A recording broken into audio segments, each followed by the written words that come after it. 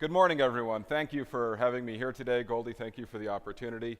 My name is Eric, and I've been with Amazon for just shy of 11 years now. And in my time there, I have seen Amazon itself and AWS double in size multiple times. And so I've been able to watch the company evolve through massive scale, and I've learned some things about how scale and systems design interact. And when I say scale, this is central to everything we do at Amazon. If a business at Amazon is successful, it tends to grow large, whether that's shipping books to people, streaming videos online, or renting computers by the hour. And so we've gotten very good at big. And you'd intuitively assume that bigger systems bring bigger problems, larger technical challenges. As an example here, let's say that you've created something and it has a failure rate of 1 in a billion. Most engineers would be very proud to produce something that only fails 1 time in a billion. But at AWS, we have quite a few services whose request rate is in excess of 1 trillion a year. So it's 1,000 times as large, which means that you're going to see about 3 failures a day. As a result of our scale, problems that most engineers would be able to ignore become common failures at Amazon. And so, indeed, we do have larger technical challenges because of the scale. As an example here, this is Tux, the Linux penguin. Most of the services, most of the servers at Amazon run Linux. And so one of the jobs that we have is to take Linux and make it run on our hardware. We've got to bootstrap the physical servers and make them go. And so this is a solved problem, right? This is something that people have been working on for decades. Every server you've ever used has had an operating system on it. Surely people have written the software, have written the tools to solve this problem for us. And indeed, when you have a small installation, when you have one server, you get the DVD or the USB fob and you plug it in, and lo and behold, you have a running server. And when you get to 10, okay, maybe you need a kickstart server or whatever your operating system uses as an image server. You've had to spend a little bit more. But that's fine. This is a solvable problem. And then you get to 100 servers, and maybe you need to scale out your image server, or maybe you're in multiple sites now. Again, your investment has gone up, but this is still a tractable problem. You add another order of magnitude scale on here. You're up around 1,000 servers. Now you're going to start to see weird failures, BIOS misconfigurations, or packets getting lost on the network, and you're going to have to spend yet more engineers. But for us, it was around 10,000 servers. At some scale, something magical happens. You shift from throwing engineers at the problem to investing in a team of builders. And so rather than accepting the software with the interfaces that it has as it's given to you and dealing with it, you go and you own the problem a layer deeper. You dig in and you own deeper and you write things that work exactly for you. So in our case, we wrote our own DHCP server. And you'd think like, oh my God, you're writing a DHCP server. Like, how do you get an engineer to work on this? It's possibly the most boring thing I've heard all day. But it is a fascinating problem because you're operating at scale and those weird failures are happening. And so rather than having a configuration file, our DHCP server is linked into our purchasing system, our network deployment system, all of the back end. So when a DHCP request comes in, it figures out what that server should be, what kind of hardware it is, whether or not we expect it on the network, and all the right things happen from there. And you continue to have this growth in efficiency. And the reason that this is critical is that building servers isn't what we do for a living. It's an impediment to our mission. Cybersecurity is not what most of us do for a living. It's an impediment to the mission. You want to go deliver to your constituents, to your customers, and you want to make this problem go away. And so the more you have to spend on it, the less you have to spend on whatever it is that you're doing to delight your end users. And so this sublinear scaling, this knee in this graph, has been absolutely central to enabling Amazon to get done what we've gotten done over the years. And the core realization here for me was that rather than having engineers handling problems, something breaks, you fix it. Something breaks, you fix it. You've got a ticket queue, you make sure you have enough people to handle the ticket queue. You send a team of builders in, and they go and they make the problem not happen. They fix it at its source. They eliminate entire classes of problems. And software doesn't have regressions unless you code new bugs, which we don't recommend. And so the net result is that rather than investing in line with the scale of your challenge, you get to invest in line with the derivative of the scale of your challenge. And that's a huge enabler. So you were promised a cloud security talk this morning. How does this relate? The way we think about this is there's someone out there that has a technical challenge, and it's a small one. And it's not worth a lot of investment. It's not worth it for them to invest a team of builders. And there's someone else out there, they may not even know each other, and there's these problems, these challenges scattered across the industry. And they're all out there, they're very diffuse, and no one is going to invest a lot. So you have a lot of small investments, but a lot of small investments don't add up to a large investment. And so what we can do is we can factor out the parts of those technical problems that are identical and coalesce them into one large service, into one large technical challenge, and send a team of builders in to fix it. So let's talk about a couple of examples of this as we've seen it at Amazon. This is a picture of a VPC, a virtual private cloud. This is the virtual network that AWS offers to our customers. It's fully API programmable. There's all sorts of cool things you can do with it. But every network operator I've ever worked with has been worried about bad actors on their network, especially if that network includes internet access. And many of our customers need internet access in order to deliver to their customers, in order to accomplish their mission. And so you've got a VPC, it may or may not have internet access, you're absolutely worried about bad actors, what are you going to do?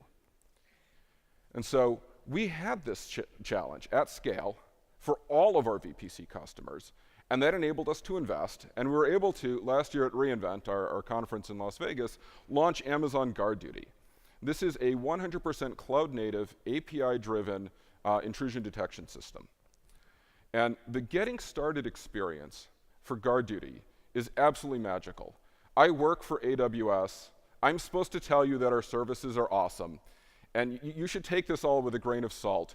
But the getting started experience for GuardDuty is incredible. It is literally a couple of clicks. In most cases, customers can get started with GuardDuty in under a minute. I'm not exaggerating, 1 single minute. And you should go try it out for yourselves. There's a free trial. It's available to everyone. I'm not going to make the claim that GuardDuty is the best intrusion detection system out there, but it is far and away the highest return on time invested of any security system I've ever worked with. And the reason that we have it is that we've been able to send so many teams of builders in to solve problems for us. We have all of the data sources for GuardDuty. There's things like CloudTrail, which is a signed durable record of customer interactions with our APIs. We've got VPC flow logs, which is effectively byte-accurate unsampled net flow for every single host in every single VPC.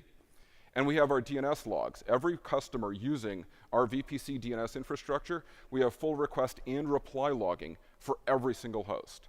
And this is all available without any performance impact. It's part of the underlying network infrastructure.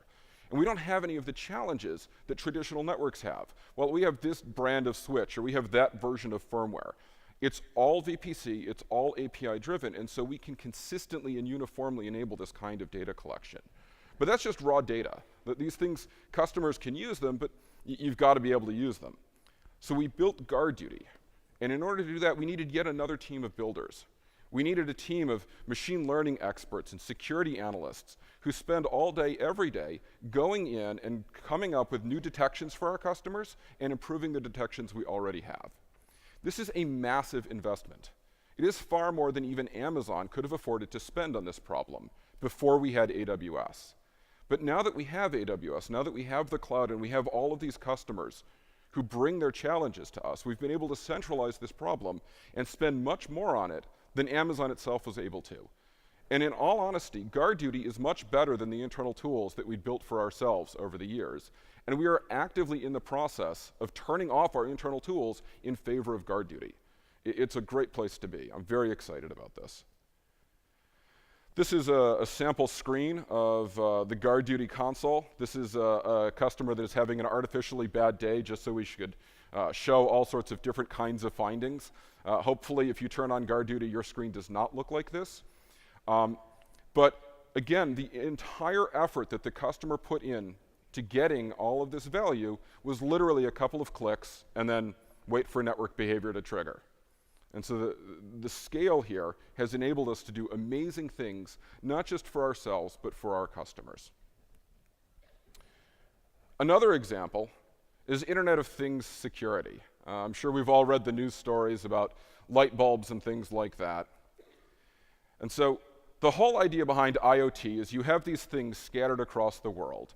And they may be light bulbs, they may be thermostats, they may be tractors, they may be industrial robots. Not all IoT things are consumer facing. And the important thing about an IoT thing is the internet. It has to be feeding data back. It has to be taking commands from some service over some network. And the goal is not to just have this thing connected. You're going to have some application that's using that data. You're going to have people that are making decisions based on that data. And for me, the most sobering thing about IoT is the fact that changes happen in the real world. I'm a software guy. Like, I turn ones into zeros and zeros into ones. And the fact that software that I write is so closely coupled to changes in the real world is very sobering. And so what happens if by some means a malicious thing joins this network? You're going to feed bad data to the applications, you're going to feed bad data to the people, but most importantly, you're going to cause bad changes to happen in the real world.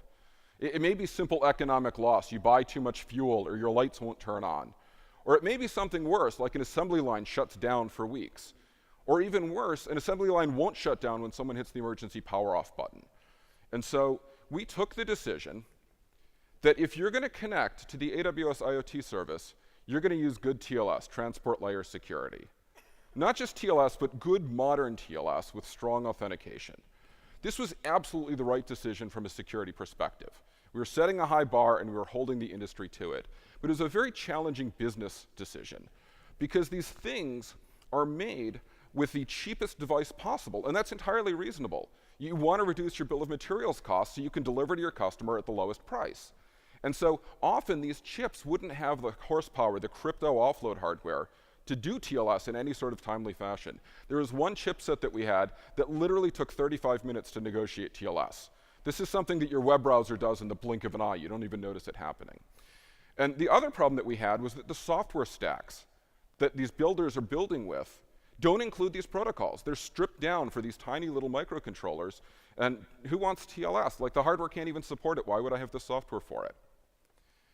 And so, again, we gathered together diffuse value, diffuse technical challenges, turned it into one big problem, and sent in teams of builders. And so, again, last year at reInvent, we were able to announce free RTOS. RTOS is a real-time operating system specifically designed for interconnecting embedded devices with the cloud. And this is available. You can use it with AWS. It works great. But it's available for free to anyone that's building Internet of Things devices. And so now we've got the free RTOS. We've got this whole stack of software and services that work well together. And it makes it easier for device builders to build. It makes it easier for them to deliver whatever it is that they need to deliver to their end customers to accomplish their mission. And oh, by the way, it also makes it more secure, easier to patch, easier to manage. All of these additional benefits come. And so because it makes their lives easier, they're demanding support for this stack from the hardware manufacturers. And we're starting to see a new generation of embedded system-on-chip devices that have crypto offload, that have all of the accelerators that are needed to do Internet of Things securely at the right price points. Because the entire industry now has something to point to say, this is what I want to use. And they may not want to use it for the security benefits, but if they're going to use it, they're going to get the security benefits. So to tie this all together, as you grow, you get to turn similar problems into the same problem. You get to factor out the pieces of all of these challenges that are the same and build them into a service. And that enables you to scale. When you can scale, that means that you have to spend more. And typically, spending more is a bad thing. You want to reduce your investment. You want to make sure that you're spending as much of your resources as possible. And for us, our engineers are our most constrained resource, especially our security engineers. It is incredibly hard to find talented, trained security talent. And so we go to great lengths to make sure we get the most out of them that we can. And that's where the teams of builders come in. When you hit that knee in that graph, your staff become disproportionately effective. Now, you're getting more per engineer invested than you were before you hit the knee in that graph. And so this enables us to raise the tide across the industry.